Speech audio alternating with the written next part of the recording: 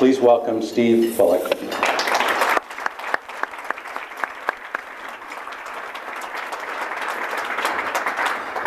Thanks, David.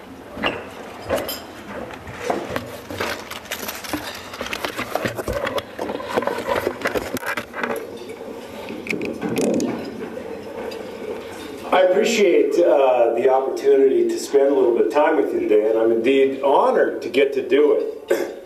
Without question, in Montana, small businesses are the backbones of our communities. They create jobs, they drive local economies, they help define the characters of our cities and towns. Looking over at the Blue Cross table and seeing Colette Hansen, who I started going to school with in 7th grade, is always a good reality check, because even if I could sort of pull the wool over you all about who I am, I think Colette and others in the room could probably tell you from a long time ago. Because other than cutting lawns, I guess I got my first regular job by partnering with my older brother in grade school, delivering the Great Falls Tribune.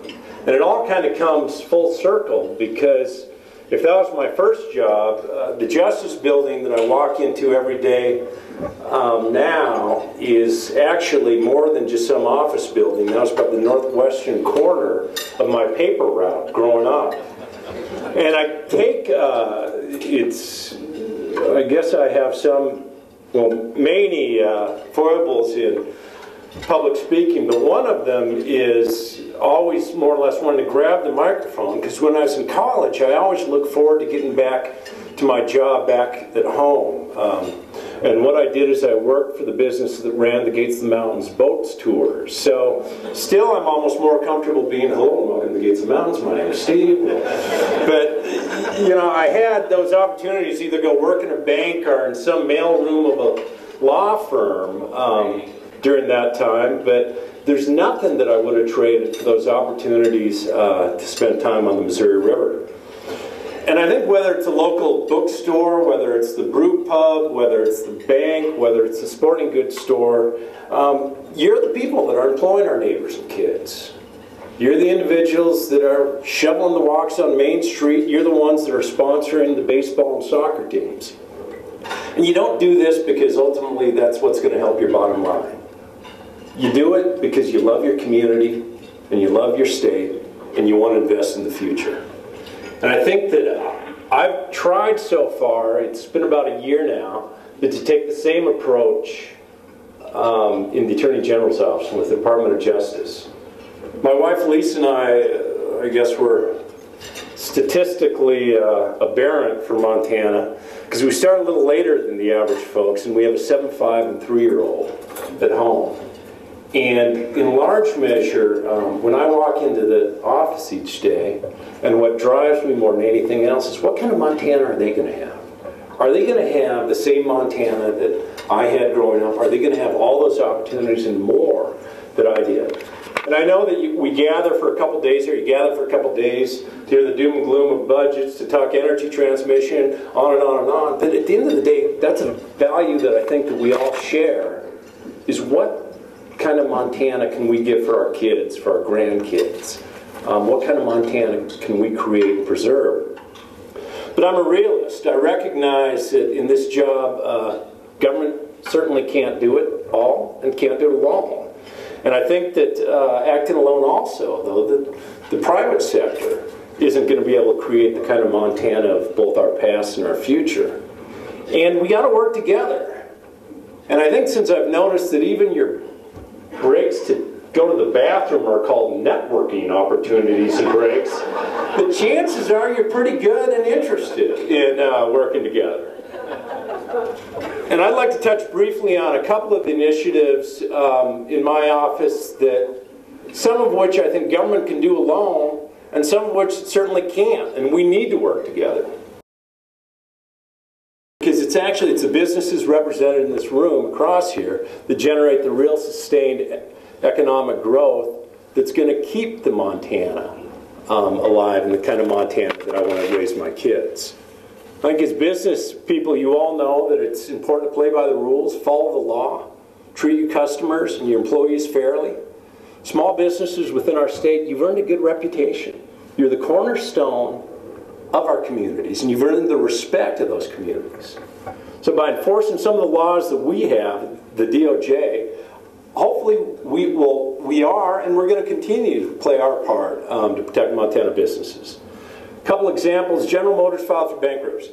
We negotiated with the debtor, we went to the federal government, we filed objections to the Bankruptcy Council in court to protect our consumers and local dealers. You know what? We didn't get everything we asked for.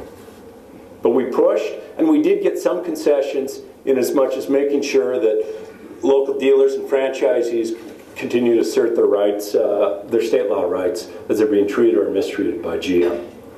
We've taken notice in my office, national debt settlement companies begin preying on Montanans in the worst of all financial situations.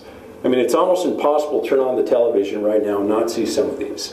What they're doing is they're charging exorbitant rates and saying, I want you, who's in the tough financial situation, to send all your money to me and just completely cut out for now. You, and you're the local creditors. You're the ones that are actually on the hook. They cut it out. Who cares about the individual's credit history? Who cares about anything like that?